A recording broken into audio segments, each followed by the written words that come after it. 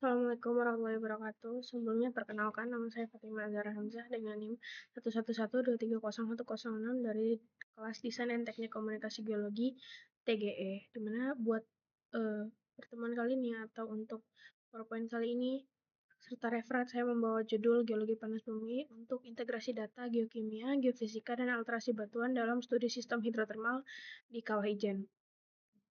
Langsung saja untuk outline-nya itu meliputi ada pendahuluan, metodologi, hasil dan pembahasan, serta kita ke kesimpulan. Lalu di sini ada pendahuluan. Untuk pendahuluan sendiri, Kawah Ijen merupakan salah satu gunung api aktif di Jawa Timur yang terkenal karena memiliki danau kawah hiperasam terbesar di dunia. Danau kawah ini terbentuk akibat interaksi antara aktivitas magmatik dengan sistem hidrotermal yang berkembang di bawah permukaan. Aktivitas tersebut menghasilkan fluida asam dengan kandungan sulfur dan logam yang tinggi sehingga menjadikan Kawah Ijen sebagai lokasi penelitian penting dalam bidang vulkanologi dan geotermal. Untuk tujuan penelitian sendiri di sini ada untuk mengetahui karakteristik sistem hidrotermal Kawah Ijen berdasarkan data geokimia fluida. Yang kedua, memahami kondisi bawah permukaan Kawah Ijen berdasarkan survei geofisika. Yang ketiga, mengetahui proses alterasi batuan yang berkaitan dengan aktivitas hidrotermal dan erupsi preatomagmatik. Lalu yang keempat ini adalah untuk mengintegrasikan hubungan antara geokimia, geofisika, dan alterasi batuan pada sistem hidrotermal Kawah Ijen.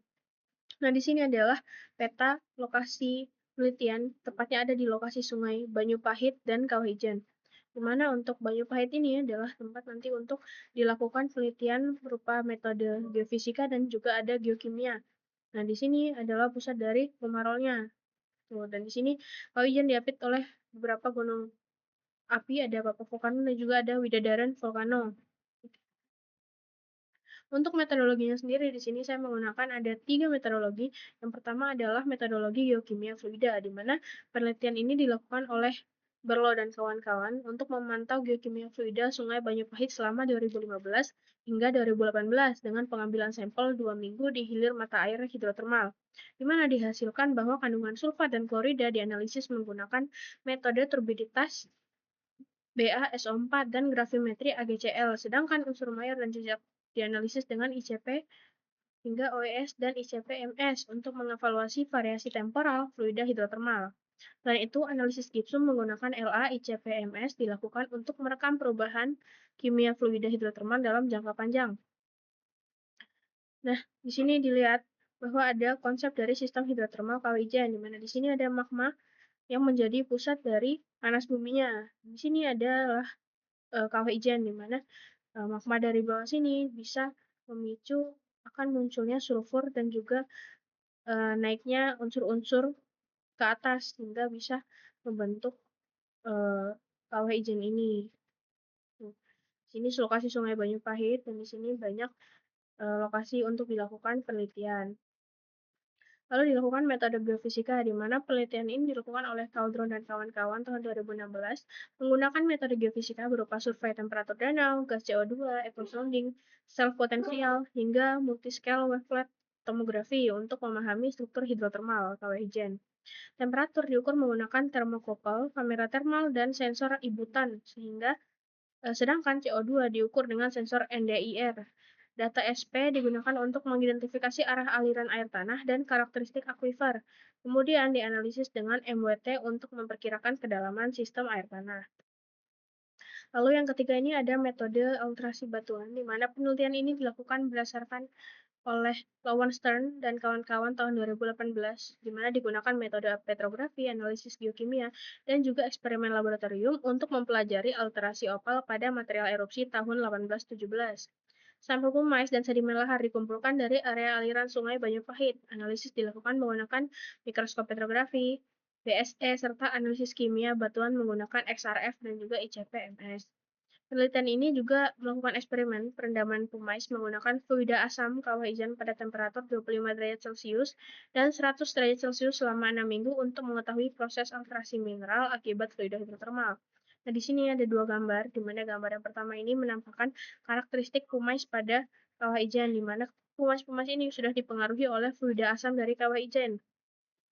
Lalu yang kedua ini adalah fotomikroskopik batuan dinding yang mengalami alterasi asam dari Kawah Ijen. Khususnya di sini ada mineral opal di sini yang terubah akibat adanya alterasi fluida asam dari Kawah Ijen. Nah, selanjutnya kita masuk ke bagaimana hasil dan pembahasan dari penelitian hari ini. Nah, penelitian kali ini yang pertama dibahas bahwa karakteristik sistem hidrotermal dari kawah ijen. Sistem hidrotermal dari kawah ijen terbentuk dari interaksi magma, gas vulkanik, air meteorik, hingga batuan vulkanik. Larutan gas magmatik seperti SO2 dan HCl menghasilkan fluida sangat asam yang melarutkan batuan dan memperkaya kandungan logam. Nah, menurut Berlo dan kawan-kawan tahun 2020, komposisi fluida Sungai Banyupahit mengalami variasi musiman akibat pengaruh curah hujan dan interaksi batuan dan air, termasuk peningkatan unsur alterasi pada 2017 dan konsentrasi CO pada awal 2018. Variasi kimia fluida ini dapat digunakan untuk memantau aktivitas magmatik dan mendukung mitigasi bahaya vulkanik. Nah, hal ini bisa dilihat dari gambar grafik variasi unsur Cu, Pb, dan Sr terhadap waktu. Di sini ada dari 2015, 2016, 2017, hingga ke 2018, di mana di sini untuk Cu sendiri dilihat ada peningkatan yang lumayan signifikan dari tahun 2017 ke 2018. Sedangkan untuk Sr sendiri di sini ada penurunan dari 2017 ke 2018. Nah, begitu juga dengan unsur Pb-nya juga di sini mengalami penurunan. Namun untuk SO4 atau Cl di sini mengalami sedikit kenaikan, namun tidak signifikan seperti yang Cu. Seperti itu. Lalu untuk kondisi geofisika dan sistem akuifernya sendiri, menurut Caldron 2016, sistem hidrotermal kawah ijen terdiri atas 3 akuifer utama, yaitu akuifer yang bagian selatan, barat, dan timur.